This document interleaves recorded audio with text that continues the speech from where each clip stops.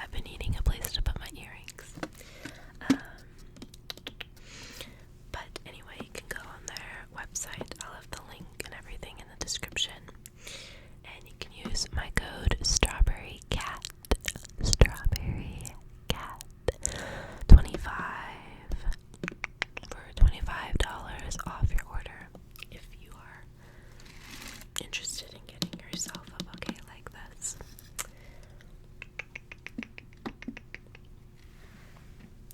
Yeah, they're very cute. Their whole thing is basically, instead of getting, a bouquet of flowers that will dry out and die in a couple of days, you can get one of their bouquets, and I don't know what they do to preserve them, but it's supposed to preserve the look and the smell and everything. So you can basically have the bouquet forever. And yeah, the code and everything will also be in the description in writing, so you could just copy paste that as well, just in case I said it incorrectly also, which is something that I would do. Beginning in today's video, and on theme, we have all the flowers going today. I haven't worn this shirt in a long time. It's so cute. All puffed and everything. I don't think I've worn it in any videos on this channel yet, but I love it because it's very comfortable. I'm going to be reading and tracing the flower pictures in this book, Floriography, an illustrated guide to the Victorian language of flowers. And maybe I can have a new favorite flower. Let me know in the comments your current favorite flower, or after this, which flower you liked best from this book. Before we get into it, I don't know if I really have a current favorite flower. I mean, roses are always pretty, of course. I mean, never gonna complain about someone giving me a rose. I actually do keep roses that people give me, and then I dry them, like I hang them upside down in a cool, dark place, and I actually kind of like the look when they're all like shriveled up and dry. But I'm also more of like a gothic, like I also would collect skulls and I collect creepy dolls. So for me, I love the dried flower look. And I like hang them on my wall and I keep them as decoration. So I do love a rose. I do think like lilies are really pretty. My birth flower is the lily of the valley. We'll probably see lily of the valley in here. I mean, chrysanthemums are pretty. I like orchids. Orchids are very pretty. I'm trying to think what else. I do really like oleander. I grew up around oleander flowers. Thing is, I don't know if I would call them my favorite. But yeah, we'll see if we can find some of the ones I just mentioned in here. And if I can narrow down a fave. Because I've definitely seen flowers before where I was like, ooh, I'm like, oh, I think that's my favorite. But we'll see. Thing is, though, anytime you see those like really odd or like, I guess I don't know what other word to use, but like exotic flowers, those aren't the kind that you would get at the grocery store. So when like my partner asks me, what kind of flowers do you want? I'm just like, I don't know, any. I'm not gonna complain.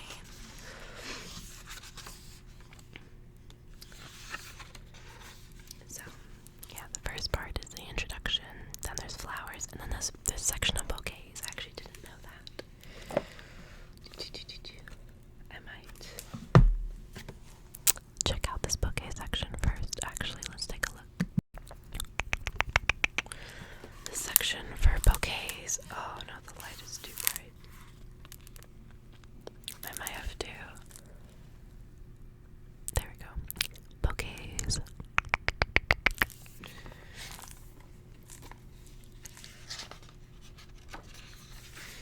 The first one is a bouquet for friendship.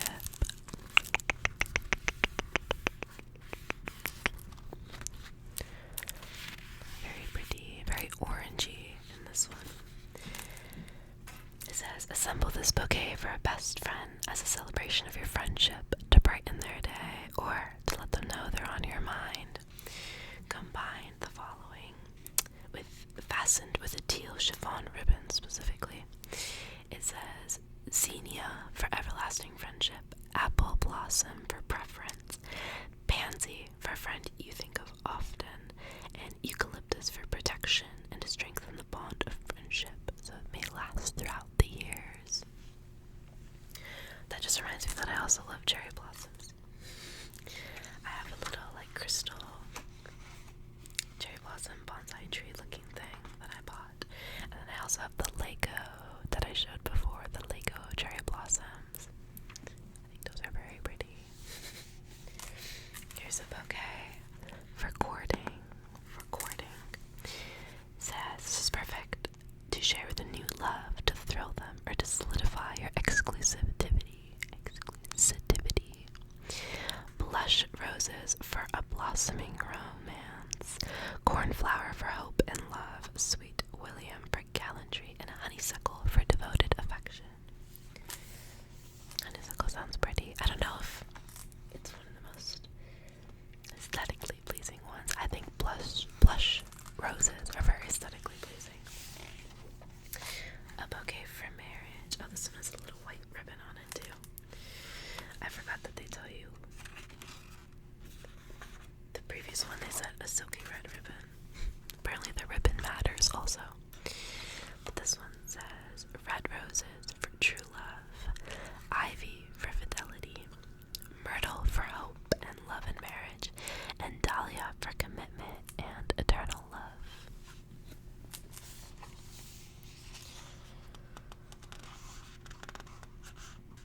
I do think dahlia flowers are really pretty also, actually. Still don't know if I would say that they're my favorite.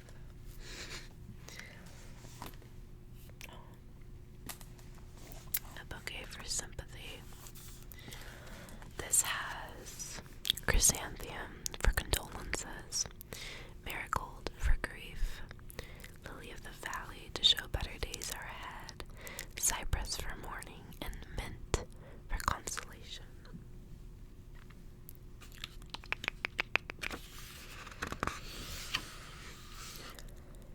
And that was a black velvet ribbon.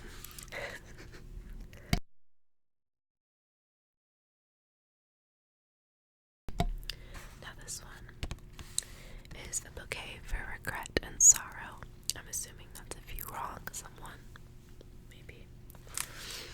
It's suitable. Oh, it says suitable for a loved one enduring heartache or separation, to comfort and console, or to remind someone that they're loved. So it says use a thin black ribbon or thin black bow. Asphodel to indicate your regret will follow you to the grave. Azalea for fragility and difficult time. Snowdrop for consolation and hope of better days ahead. Rue for regret, and willow for mourning. Oh, willow I think is a pretty flower. I never heard of rue before. We'll have to find that flower in this book.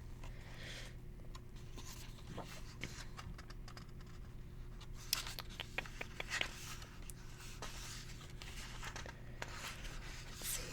A bouquet for apology. It says, use this arrangement to apologize for a wrongdoing or mistake, to ask for forgiveness or to make amends.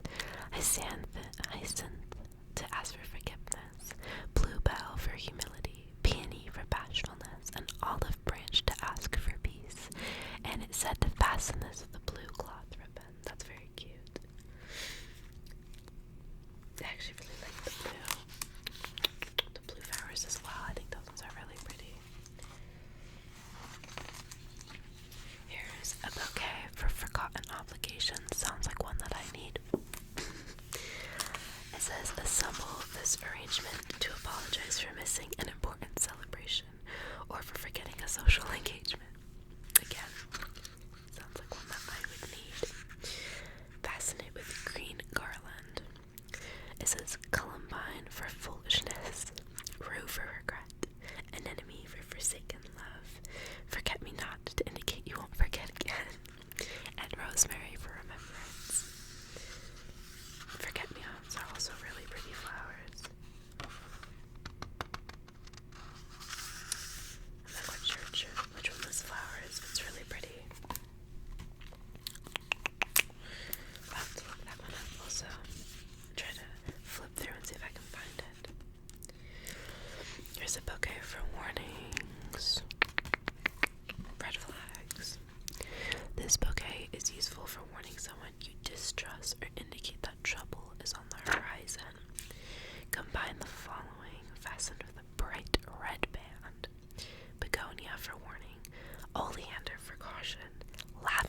distrust. Foxglove for secrecy.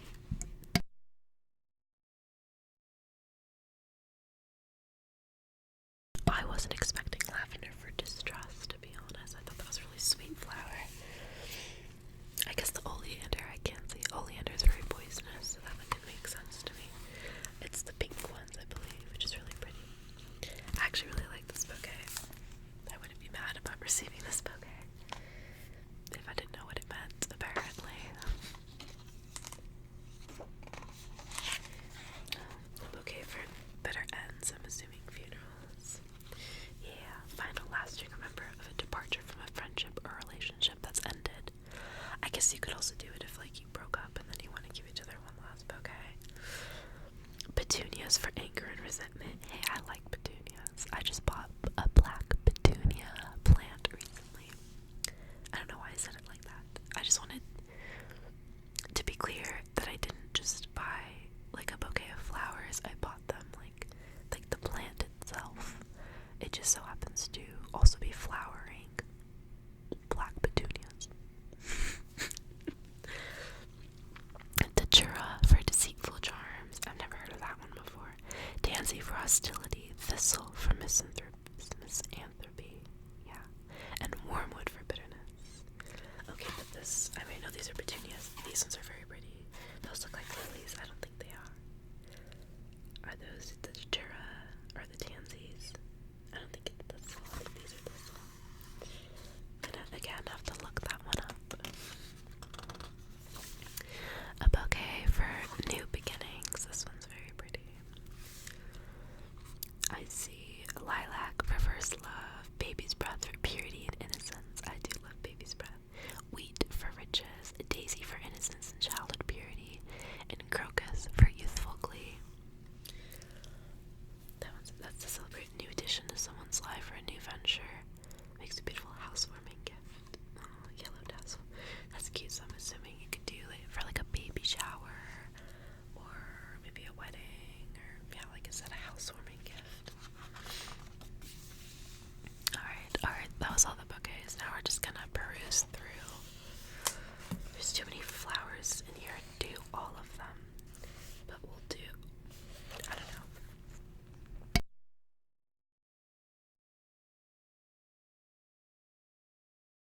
We'll do the ones that like piqued my interest when we were looking at the bouquets. So, lavender, I just opened right up to it. Meaning distrust, that's it. Not anything about being calming, not just distrust. Why was I, what? I've never heard of that before. I thought lavender always had very positive connotations. So let's read this origin. It says historically, lavender grew in hot climates where asps, venomous snakes frequently made their homes. Thus, the beautiful and fragrant flower could lure a curious person to their death. Some say the asp that killed Cleopatra was hidden in a bundle of lavender. Okay, that makes more sense. Pair with a foxglove to encourage a friend to reconsider their choices, or a datura to tell someone that you see through their facade. Alright, let's try to find foxglove and datura. Datura specifically, because I think that one might actually be one of the flowers that I really liked. I just don't know what it looks like. I believe these are all, yeah, they're alphabetical. Let's see, here's foxglove. Foxglove's meaning says riddles, secrets. Foxglove has long been associated with fairy folklore in the British Isles. Its name may have been foxglove originally, as fae folk or fairies were said to hide within its plumes. I could see that. I could see fairies living in these. Children who wished to see the fairies and hear their riddles would peer inside these flowers. Picking a foxglove, however, was thought to be bad luck, as it robbed the fairies of their homes. This rumor may have begun to keep children from touching these blooms, which can be deadly if consumed. And it says pair with lavender to warn a friend of an unfaithful love, or hyacinth to ask for forgiveness for divulging a secret. Let's find the datura one. There it is. Okay, that's the one that I thought looked kind of like a lily. I thought it was very pretty. Let's read this one.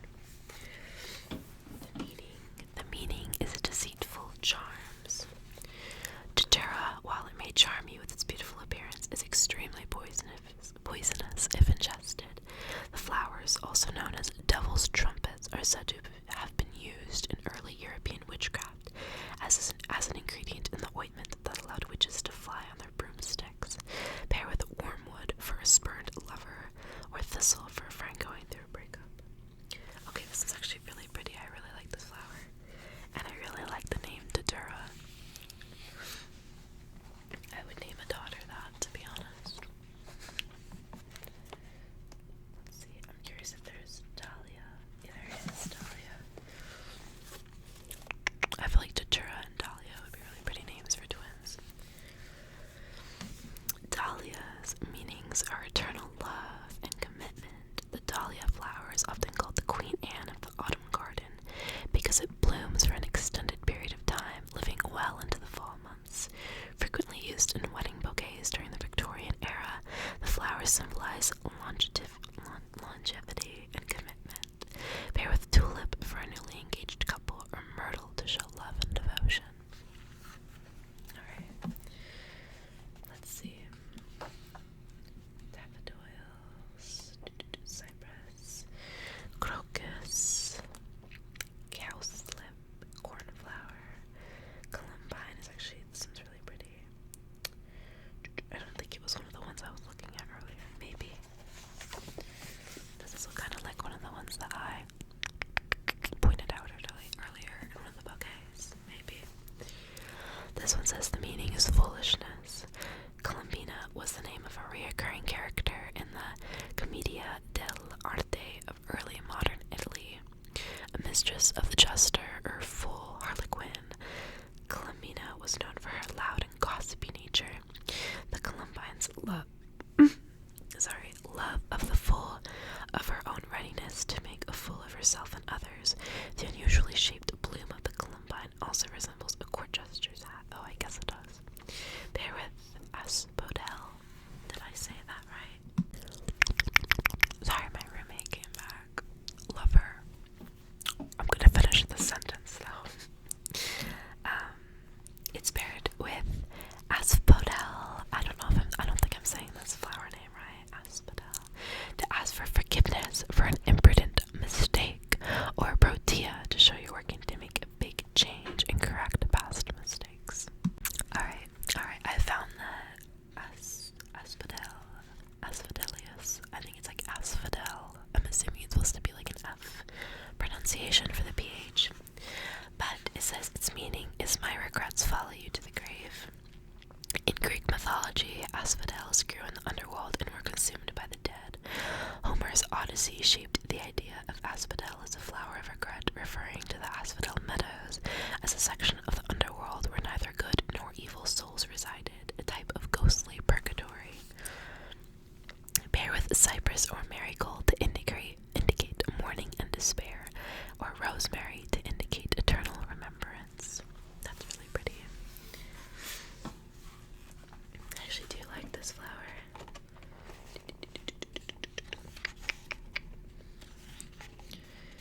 There we go.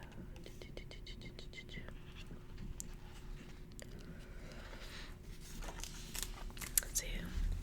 We could take a quick look at a couple more flowers before I end the video. And if you guys really like this book, then I can look at some more. Oh, there was Rue. I passed it. Okay, there we go.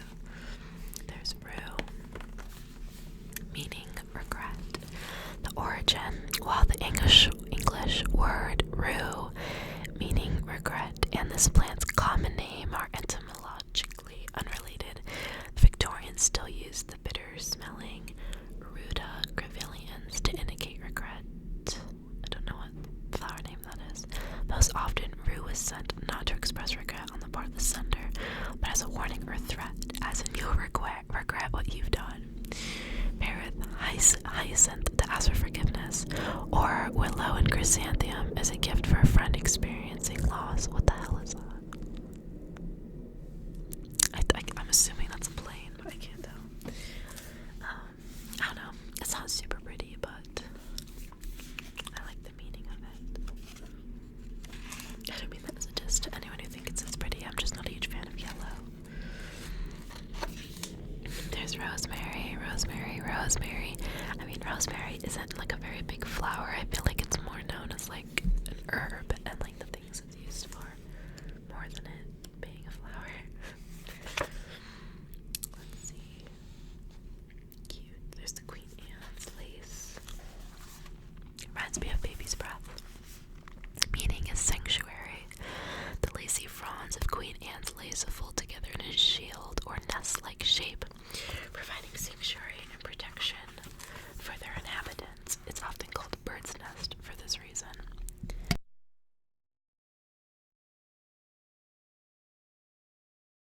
Pair with a cattail for a housewarming gift. Apple blossom for a friend purchasing a new home. I like how it kind of calls back to the bouquets at the end. I guess you really could do different variations of these. Oh, there's the orchid. I should also see if I can find cherry blossom in here too before I wrap it up. But the meaning of an orchid is elegance, beauty.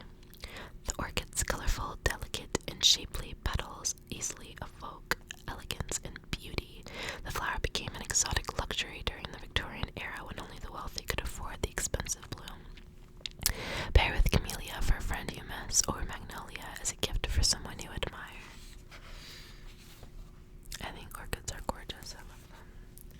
I might get an orchid tattoo at some point, honestly.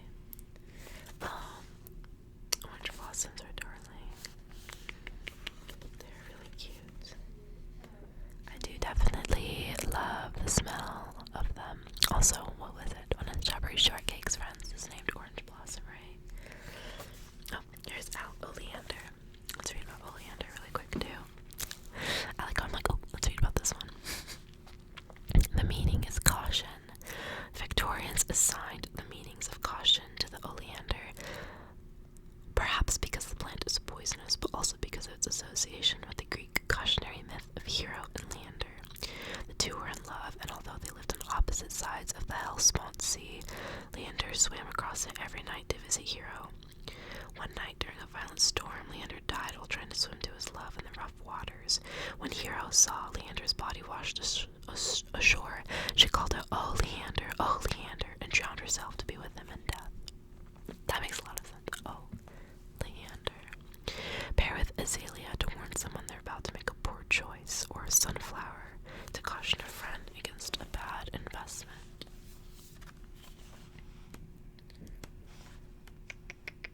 Oh, myrtle's cute too. There's some more really pretty ones in here. Magnolias are really pretty. Oh, there's the lily of the valley, lilies, lilac, lavender, laurel, larkspur. There's so many of them I've never heard of. Jasmine is pretty. Oh, they put ivy in here. That's not a flower. But I guess you could use ivy in a bouquet. I think they just put anything that you could put in a bouquet in here, I'm assuming. Okay, now I have to look at this one. Hellebore. That's sick as fuck. I actually really want to do with my own house, and I have a garden. I want to also grow flowers in my garden, but I want to grow like one of those goth gardens where all the flowers are like black or like, you know, purple, like very dark kind of vibes. I really want to do that. I like a theme. I like a garden with a theme. The meaning of this one, though.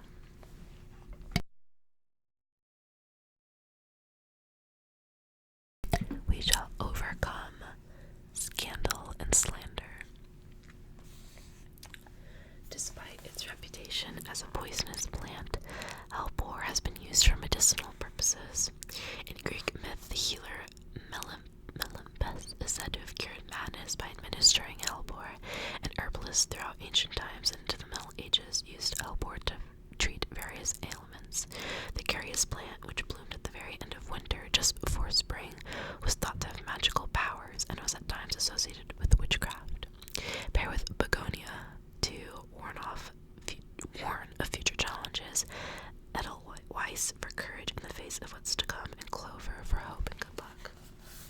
I think it looks so pretty though. Oh, heather, there's hawthorn. I forgot the other plant that I said that I was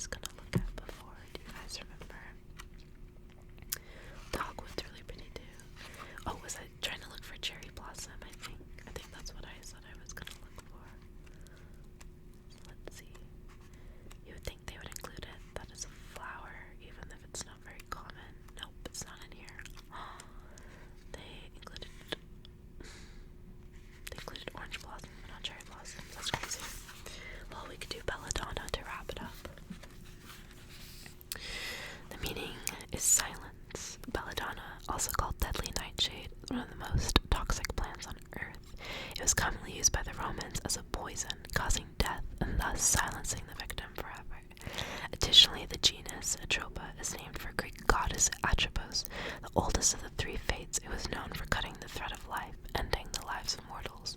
Pair with Columbine and Begonia to urge someone to keep a secret, or Rue to warn the recipient to keep quiet lest they regret it. It's funny because I think the threatening bouquets consist of my favorite flowers, so those are the ones that I would most like to receive.